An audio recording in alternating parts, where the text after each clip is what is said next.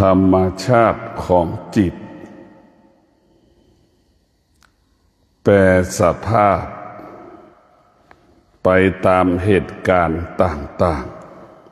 ๆลักษณะของจิตไม่สงบลักษณะของจิตไม่เคยสงบนิ่ง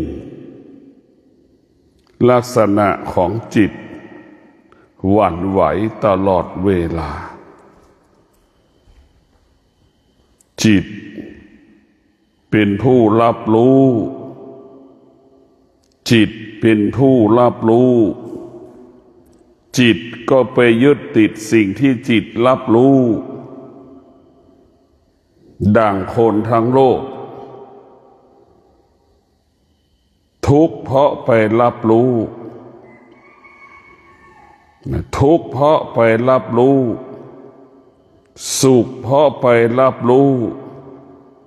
พอใจเพราะไปรับรู้ไม่พอใจเพราะไปรับรู้จิตมันเปลี่ยนแปลงและแปรสภาพไปตามเหตุการณ์ต่างๆพวกเราทั้งหลายสุขก็เพราะจิตทุกข์ก็เพราะจิตจิตพอใจจิตมันพอใจจิตมันไม่พอใจก็เกิดจากจิตทั้งสิ้นพวกเราพิจารณาจิตของเรามันเป็นผู้ไม่รู้เหมือนทารกแรกเกิดจิตของเราเป็นผู้ไม่รู้นะแต่หน้าที่ของจิตคือรับรู้หน้าที่ของจิตคือรับรู้เหมือนเด็ก2 ขวบ3 ขวบรับรู้ทุกเรื่องแต่มันไม่รู้รับรู้แต่มันไม่รู้สิ่งที่มันรู้นั่นคือจิตหน้าที่ของจิตคือรับรู้ร้อนรู้หนาวรู้แต่ไม่รู้ว่าร้อนมาจากไหนร้อนหนาวมาจากไหนมันไม่รู้หรือไม่รู้ว่าร้อนมันเป็นปกติหนาวมันก็เป็นปกติฝนตกมันก็เป็นปกตินี่คือจิตมันไม่รู้เมื่อจิตมันไม่รู้จิตมันจึงเกิดอาการจิตมันจึงแสดงอาการเหมือนเด็ก2 ขวบเราไม่ให้ขนมมันกินมันก็เกิดอาการไม่พอใจเด็กมันอยากจะเล่นแต่เรากลับไปอุ้มมันก็เกิดอาการไม่พอใจทักท้วงคัดค้านนั่นคือจิตในพวกเราทั้งหลายจิตมันจะแปรสภาพไปตลอดเวลาดังแต่ละชั่วโมงเรานึกถึงดูจิตนี่อยากได้อยากมีอยากเป็นทุกข์สุขใน1 ชั่วโมงนี่มันมีเกิดขึ้นกี่ครั้งนั่นแหละคือจิตเป็นหน้าที่มันรับรู้ส่วนสตินะพวกเราทั้งหลายเรียกว่าจิตเป็นของต่ำสติเป็นของสูงให้เราเข้าใจว่าจิตเป็นของต่ำสติเป็นของสูงจิตเป็นโจรได้เห็นไหมจิตมันเป็นโจรได้มันของต่ำนะเป็นผู้หญิงผู้ชายขายตัวได้เป็นแก๊ง18 มงกุฎได้เป็นแก๊งสแกมเมอร์ได้พวกเราทั้งหลายเป็นนักต้มตุ๋นได้นั่นคือจิตเป็นพระพุทธเจ้าได้ก็คือจิตแต่พวกเราทั้งหลายเป็นพ่อแม่ที่ดีได้เพราะจิตเป็นพ่อแม่ไม่ดีได้ก็เพราะจิต จิตทั้งสิ้นพวกเราทั้งหลายสติเป็นของสูงสูงแบบไหนสติจึงเป็นผู้ควบคุมจิตจิตรู้ว่ามันร้อนจิตมันจะออกอาการสำแดงอาการสติมันก็ไปควบคุมจิตสติมันก็จะไปอบรมจิตสติก็จะไปกำหนดจิตให้รู้ว่าความร้อนมันไม่เที่ยงความร้อนมันไม่เที่ยงสติมันก็บอกให้จิตอดทนไม่ถึง3 ชั่วโมงความร้อนเหล่านี้ก็หายไปจากเราไปนี่แหละคือสติเป็นผู้ควบคุมจิตสติจะเป็นของสูงบอกให้รู้บอกให้จิตรู้ว่าหนาวอีก3 ชั่วโมงความหนาวเย็นมันก็หายไปความหนาวเย็นไม่เกิน3 ชั่วโมงมันก็จากเราไปพอ3 ชั่วโมงแล้วความเย็นมันก็ทุเลาเบาบางลงนี่แหละสติจึงไปควบคุมจิตสติจึงไปกำหนดจิต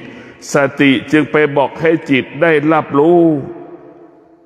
ในพวกเราทั้งหลายสติจึงเป็นของสูงเรียกว่าสติจะอยู่กับความเป็นจริง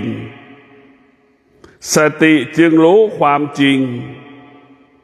สติจึงไม่เกิดอาการจึงไม่สำแดงอาการสะเทือนหวั่นไหวเมื่อฤดูร้อนปรากฏฤดูหนาวปรากฏฤดูฝนปรากฏสติก็ส่องอยู่กับความเป็นจริง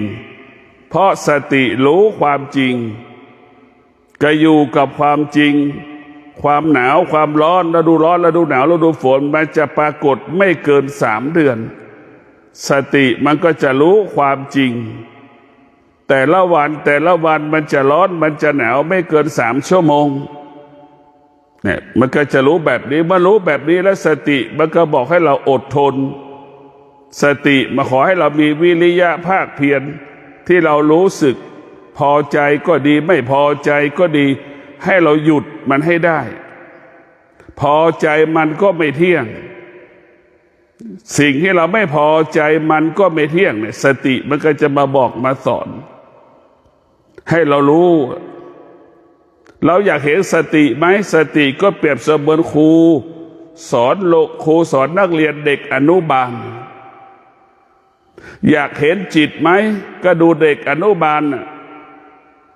สติจึงเป็นควบคุมจิตสติเป็นผู้ฝึกจิตก็เหมือนครูสอนเด็กอนุบาลกอเอ๋ยกอไก่นั่นแหละสอนกอเอ๋ยกอไก่สอน ABCD นั่นแหละสอนสระพยัญชนะนั่นแหละจนถึงที่สุดเด็กมันก็อ่านออกเขียนได้จิตเราที่สุดมันก็รู้ความจริงเห็นความจริงตามที่สติฝึกอบรมสั่งสอนจิตแต่พวกเราต้องมีสติรู้และเข้าใจจิตของเรานั้นมันเป็นปัญหามากมันงอแงตลอดเวลาจิตแล้วมันงอแงตลอดมันออกอาการมันสำแดงอาการตลอดเวลาพวกเราทั้งหลายจิตมันมีหน้าที่มันรับรู้จิตเราต้องเข้าใจว่าหน้าที่สติหน้าที่ของจิตมันรับรู้แล้วมันก็เกิดอาการทุกอย่างแล้วจิตนั้นมันเกิดอาการตลอดเวลาพอใจก็เกิดอาการนั้นเรียกว่าออกอาการไม่พอใจก็เกิดอาการสุขก็เกิดอาการทุกข์ก็เกิดอาการ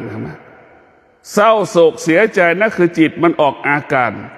หัวเราะร้องไห้นั่นคือจิตมันเกิดอาการ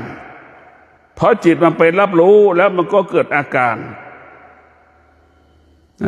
สติเป็นผู้ควบคุมจิตสติเป็นผู้ควบคุมจิตสติจึงเป็นผู้ที่ฝึกฝนอบรมจิตให้จิตนั้นรู้แล้วไม่ให้จิตไปยึดติดสิ่งที่จิตมันรู้ สติมันบอกให้จิตรู้ว่าสิ่งที่จิตรู้มาทั้งสิ้นมันไม่เที่ยงสิ่งที่จิตรู้มันไม่เที่ยงเพราะฉะนั้นสติมันก็บอกให้จิตรู้เฉยๆเนี่ยสติบอกให้จิตรู้เฉยๆไม่ออกอาการไม่สำแดงอาการใดๆทั้งสิ้นการที่เราไม่ออกอาการไม่สำแดงอาการเพราะจิตสติมันทำให้จิตเป็นผู้รู้หน้าที่ของจิตคือรู้เมื่อจิตได้รับการฝึกฝนจิตเป็นผู้รู้จิตจึงอยู่เหนือสิ่งที่จิตรู้จึงอยู่เหนือสิ่งที่จิตรู้ร้อนจิตก็อยู่เหนือความร้อนนั่นคือจิตผู้รู้จิตหน้าที่คือรับรู้ว่ามันหนาวจิตที่มันฝึกฝนมันก็จะอยู่เหนือความหนาวเย็นจิตมันฝึกว่าความโลภปรากฏความอยากปรากฏจิตที่เป็นผู้รู้มันก็จะบอกให้จิตละ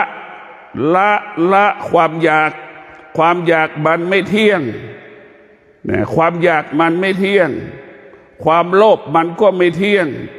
โมโหหงุดหงิดมันก็ไม่เที่ยงเนี่ยมันจะบอกให้อย่างนี้เมื่อจิตรู้คำว่าไม่เที่ยงเนี่ยจิตมันจะละทุกสิ่งทุกอย่างที่จิตมันรู้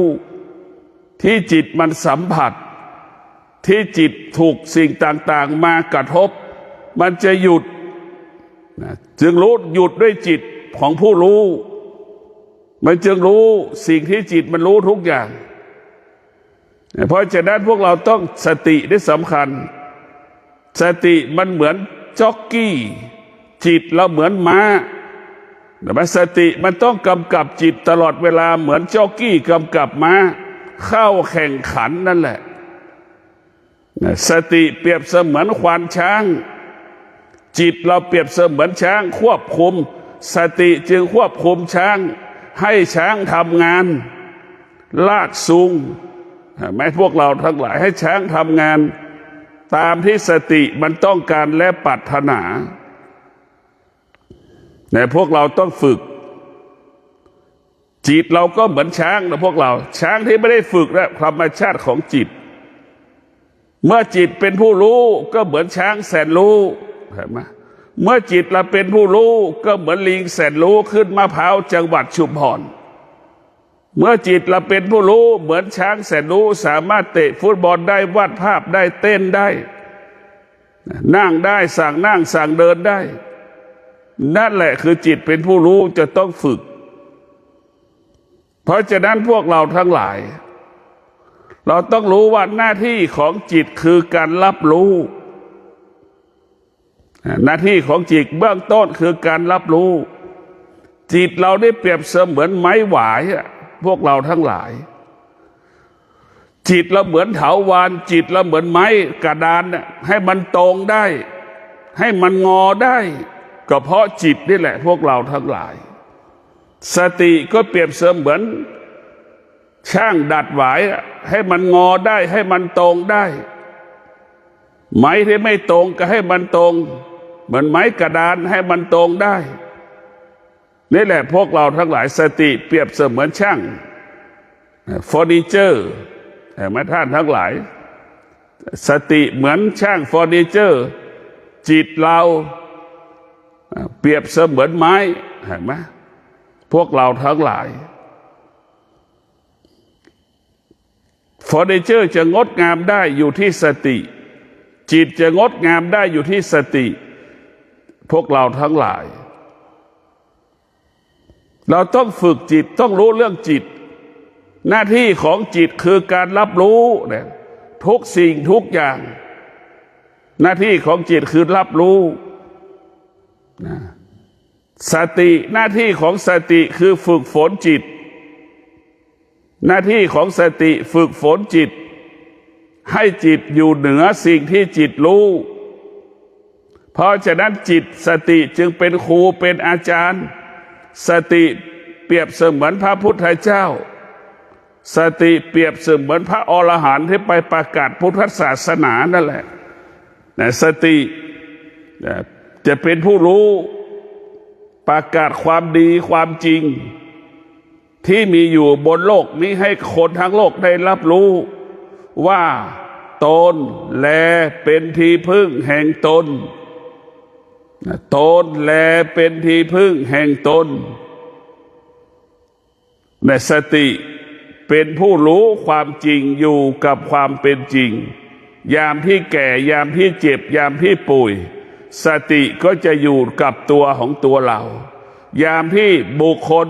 คคลใดที่มีสติยามที่แก่เจ็บป่วยบุคคลที่มีสติจะไม่เรียกร้องหาลูกหาหลานยามที่บุคคลที่มีสติยามที่เจ็บที่ป่วยบุคคลที่มีสติจะไม่เอาชีวิตไปผูกกับลูกกับหลานลูกหลานไม่มีบทบาทต่อคำว่าความแก่ความเจ็บความตายผู้มีสติจะรู้แบบนี้หมายความว่าชีวิตของผู้มีสติแก่เจ็บตายจะไม่ผูกกับลูกกับหลานไม่ผูกกับ ABCD ลูกหลานจะไม่มีบทบาทต่อเมื่อความแก่ความเจ็บความตายปรากฏเกิดกับผู้ที่มีสติผู้มีสติมีความพร้อมต้อนรับความแก่ความเจ็บความตายเข้าใจว่าความแก่ความเจ็บความตายมันเป็นสิ่งที่ไม่เที่ยงเข้าใจว่าความแก่ความเจ็บความตายมันเป็นเช่นนี้มันเป็นแบบนี้ของมันนี่แหละสติพวกเราทั้งหลายเมื่อเรามีสติเราจะอยู่กับความเป็นจริงทุกข์เนี่ยมันก็จะบอกว่าไม่เที่ยงเนี่ยมันก็จะวางลงละสุขมันก็ไม่เที่ยงเนี่ยมันจะไม่หลงสุขไม่หลงทุกข์ไอ้จิตที่มันเป็นผู้รู้น่ะมันหลงในสุขมันหลงในทุกข์ไปติดในสุขไปติดในทุกข์เพราะจิตมันเป็นผู้ไม่รู้มันจึงไปยึดติดในทุกข์ไปยึดติดในสุขและชีวิตมันจึงเกิดอาการสำแดงอาการทุกวันสุขทุกวันเพราะจิตมันไม่รู้ถ้าจิตมันเป็นจิตของผู้รู้จิตจะไม่เกิดอาการไม่ออกอาการคำว่าสุขคำว่าทุกข์จะอยู่เหนือสุขจะอยู่เหนือทุกข์สุขทุกข์ปรากฏจิตก็รู้แต่จิตจะไม่ตอบสนองสิ่งที่ทุกข์เกิดสุขเกิดที่สุดจิตมันรู้สุขทุกข์มันเกิดมันก็สงบรู้เฉยรู้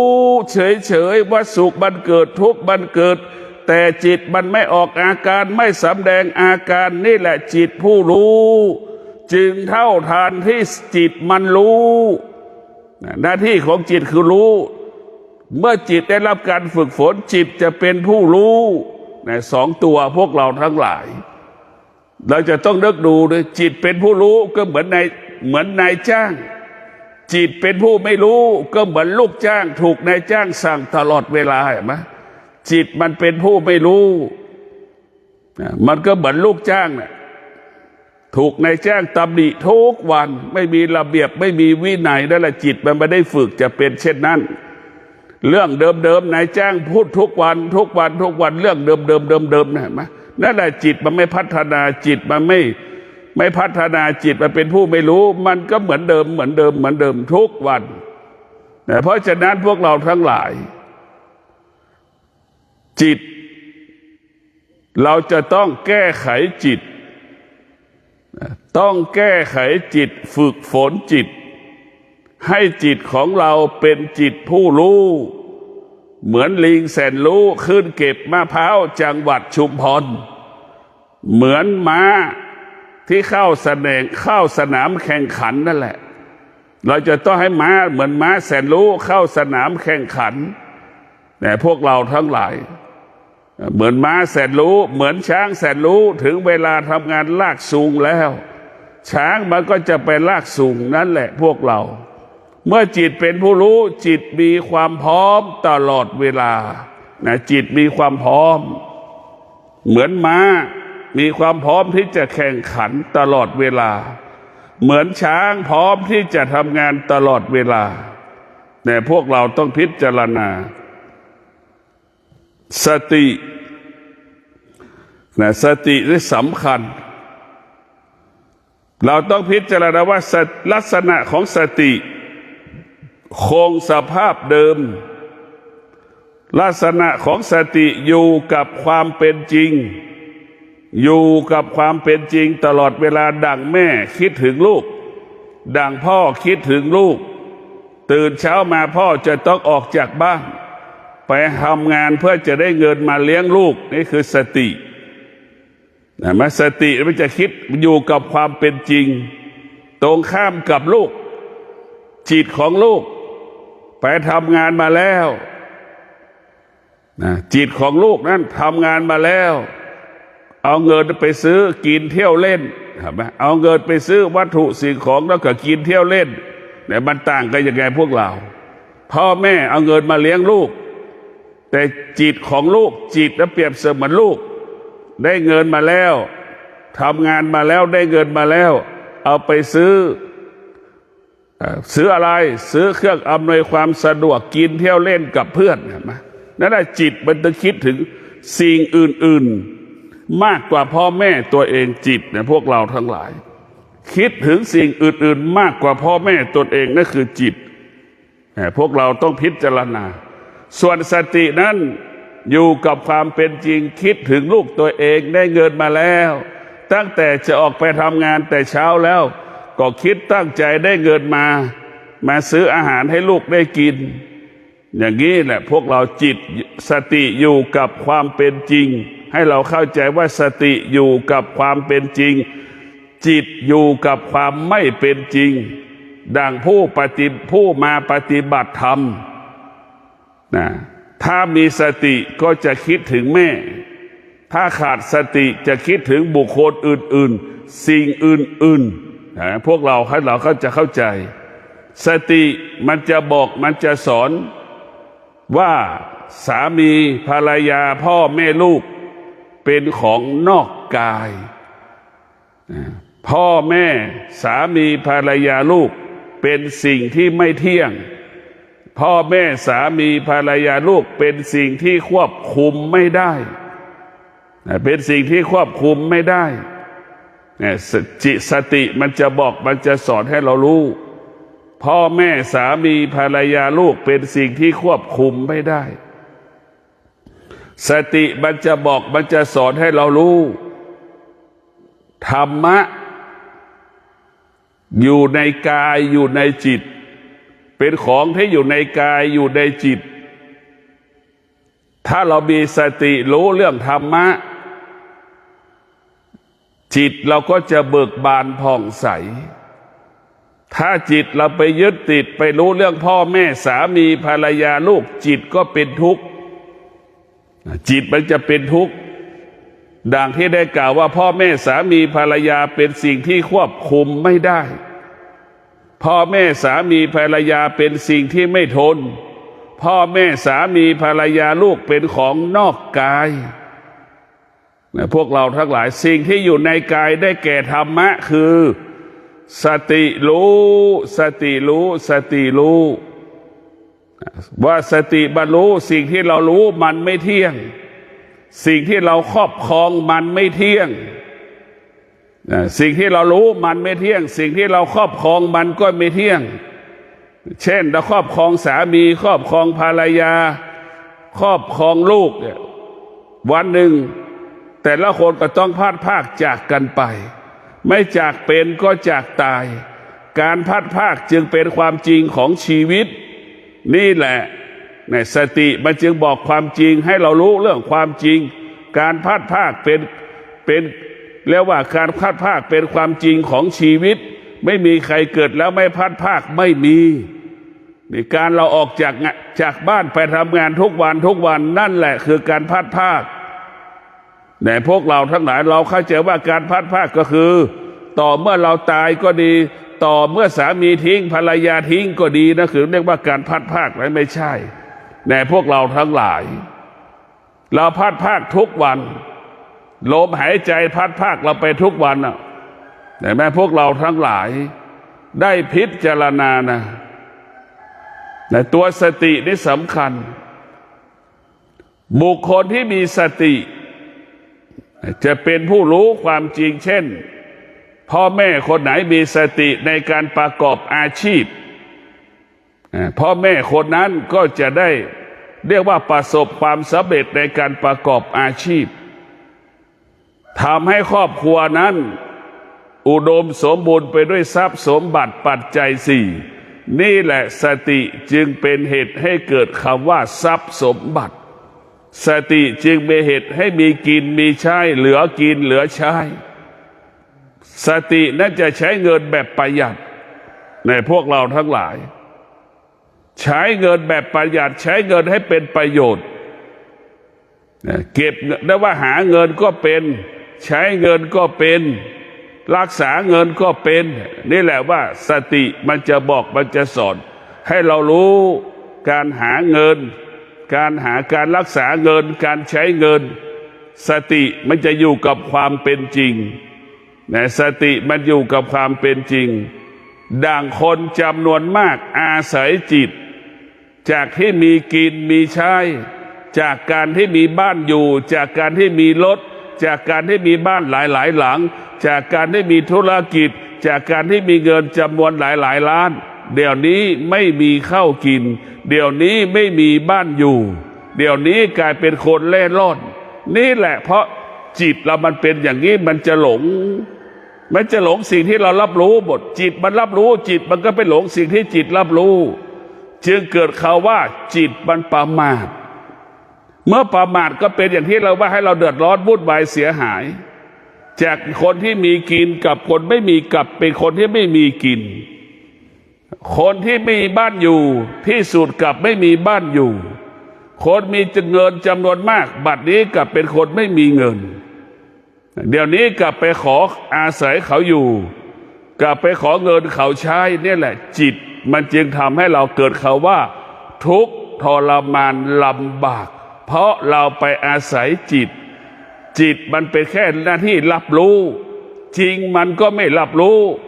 ไม่จริงมันก็ไม่รับรู้มันรับรู้ทุกอย่างนะมันรับรู้ทุกอย่างถ้าจิตพึ่งพาสติจิตอาศัยสติจิตนั้นจะไม่หลงจิตนั้นจะเป็นไม่หลงเหมือนดังหัวหน้าครอบครัวมีสติไปประกอบอาชีพ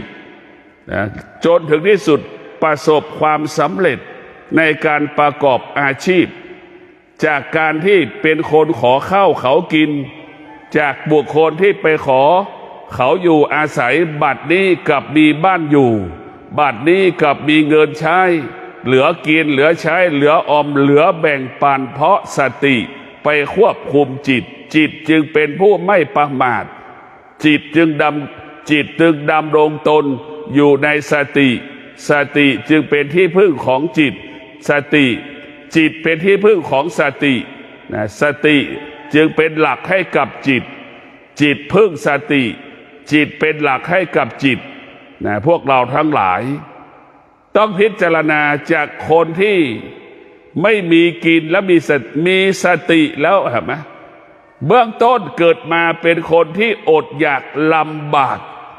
ขอข้าวเขากินอาศัยบ้านเขาอยู่ไปอาศัยอยู่กับเขาแต่มาวันนี้มีสติรู้จักตนเองมาวันนี้มีสติที่จะอดทนมาวันนี้มีสติที่มีวิริยะภาคเพียรในการประกอบอาชีพในการดำรงชีพมาแล้วสติจึงเปลี่ยนแปลงชีวิตสติจึงเปลี่ยนแปลงชีวิตบุคคลที่ไม่มีกินมีกินไม่มีบ้านอยู่ให้มีบ้านอยู่จากบุคคลที่ขอข้าวเขากินขออาศัยเขาอยู่บัดนี้มีกินมีใช้เหลือกินเหลือใช้แบ่งปันวัตถุสิ่งของที่มีอยู่ให้กับบุคคลอื่นๆได้อย่างง่ายได้สะดวกนี่แหละสติเปลี่ยนแปลงชีวิตของเรานะ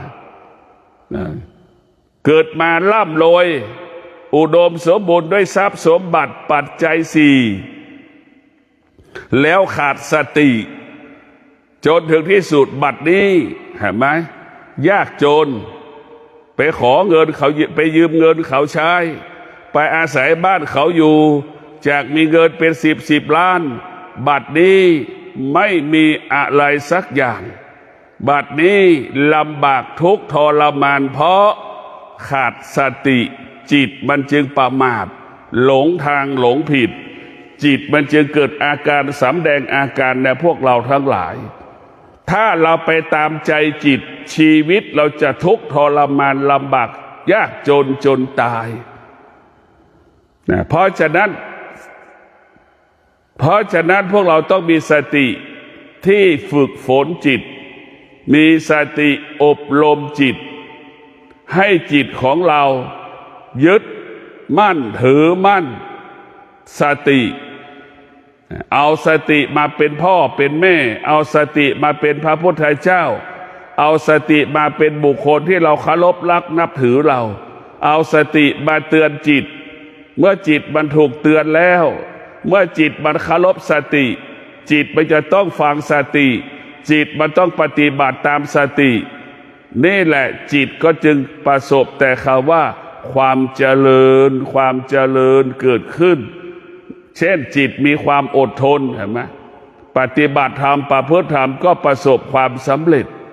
จิตมันมีความอดทนประกอบอาชีพปฏิบัติหน้าที่ก็ประสบความสำเร็จนี่แหละจิตมันมีความอดทนนะพวกเราทั้งหลายเพราะจิตอาศัยธรรมะ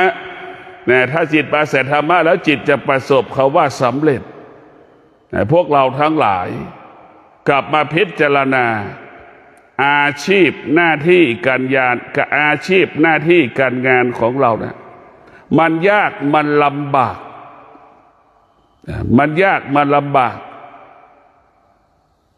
มากกว่าการฝึกจิตเป็นล้านเท่าแต่เหตุใดเราจึงทำง่ายทำได้สะดวกล่ะแต่เหตุใดล่ะการฝึกจิตเนี่ยมันไม่ยากเลยแต่ทำไมเราฝึกไม่ได้อะไรที่ยากลำบากเราก็ทำมาหมดเห็นไหมสิ่งที่เรารู้ยากลำบากเป็นของนอกกายเป็นของนอกกายมันจึงทำได้ทุกอย่างอะไรที่เป็นของนอกกายอะไรที่เป็นของที่อยู่ในกายที่ทำยากลำบากเช่นเราจะนั่งสมาธิหลับตาเนี่ยมันยังหลับตาไม่ได้เลยเราจะหลับตามันก็จะลืมตามันต่อต้านเห็นไหมพวกเราทั้งหลายนี่แหละจิตที่มันไม่เคยฝึกจิตมันเป็นหน้าที่มันรับรู้เรื่องของนอกกายทั้งหมดดังที่หลับตาเนี่ยเป็นสิ่งที่ง่ายที่สุดแต่กลับเป็นของที่ยากการนั่งสมาธิทำให้เราสุขสบายที่สุดแต่ทำไม่ได้การที่เราทำงานในวุ่นวายที่สุดทุกข์ทรมานลำบากที่สุดกลับทำได้ทำง่ายเห็นไหมนี่แหละพวกเราทั้งหลายเราไม่ได้ฝึกมันถ้าเราฝึกจิตว่าเราปฏิบัติหน้าที่ทุกวันเนี่ยจิตเราก็จะฝึกหลับตาได้ง่ายนั่งสมาธิก็สงบได้ง่ายเพราะเราไม่ได้ฝึกจิตมันคือต่อต้านจิตมันต่อต้านร่างกายมันก็ต่อต้านเพราะมันยังไม่คุ้นเคยกับการนั่งสมาธิมันยังไม่คุ้นเคยว่านั่งหลับตาเกิดมายังไม่เคยนั่งหลับตาถึง10 นาทีเลยบางคนก็มีนะพวกเราต้องพิจารณาบางคนที่เกิดมานั่งหลับตาไม่ถึง10 นาทีทำไม่ได้บุคคลเกิดมาแล้วนั่งสงบยังไม่ถึง10 นาทีก็มีจำนวนมากทำไม่ได้พวกเราต้องพิจารณาอะไรที่อยู่ในกายอะไรเป็นของง่ายทั้งสิ้นเป็นของที่ง่ายของอยู่ในกาย10,000 ล้านก็อยู่ในกายของเรานี่แสนล้านก็อยู่ในกายของเราเงินแสนเงินล้านอยู่ในร่างกายของเราหมดอยู่ในกายและสุขทุกข์ก็อยู่ในกายของเราหมดพระธรรม84,000พระธรรมขันธ์ก็อยู่ในร่างกายของเราหมด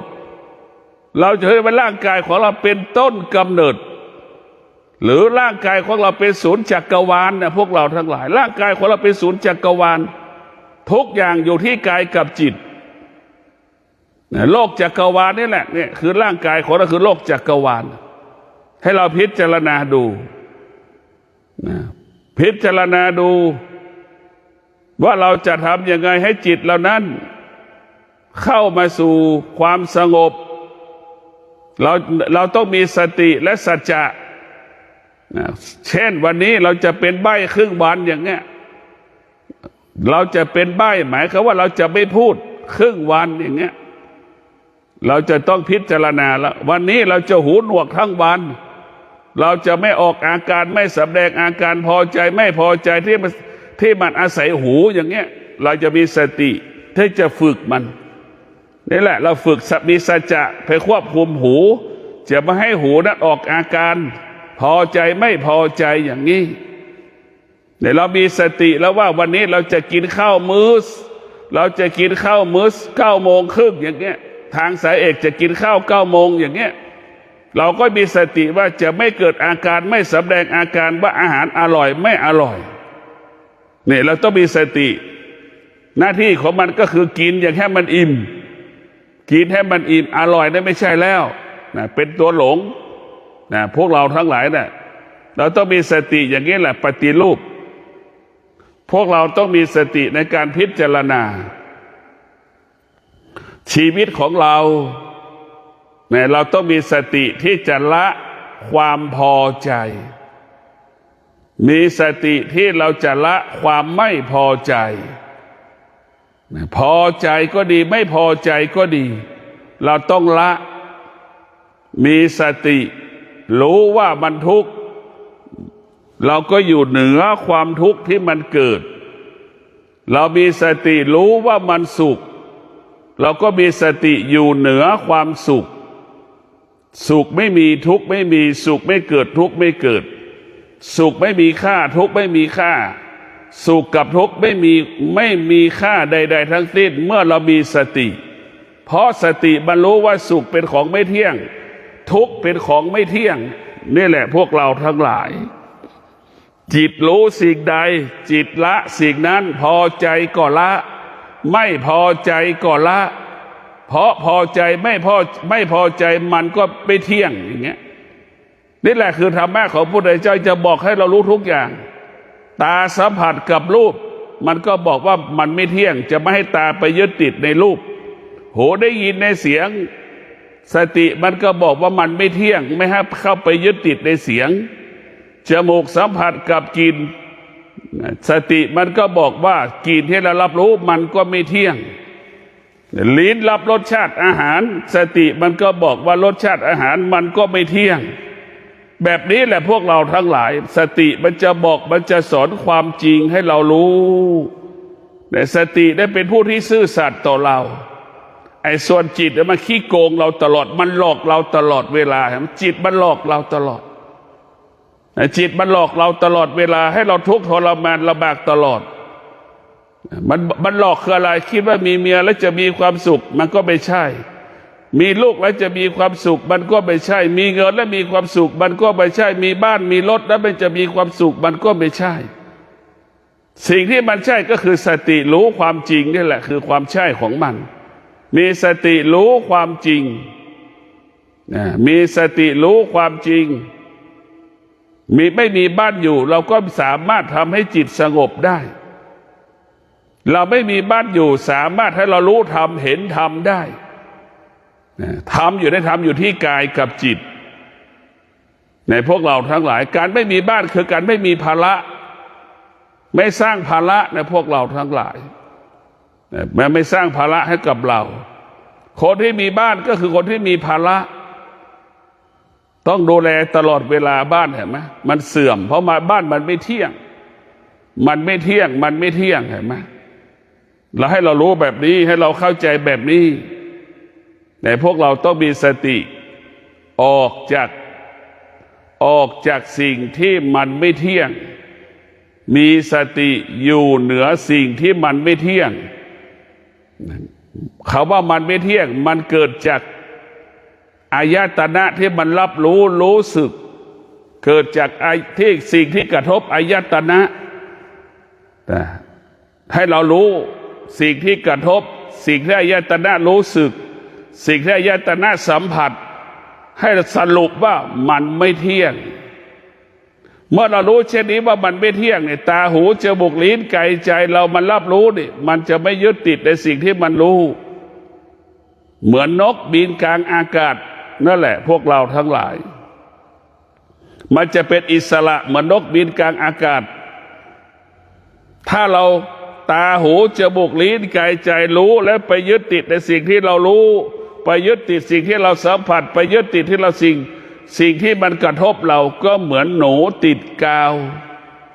เหมือนนกเห็นไหมมันติดบ่วง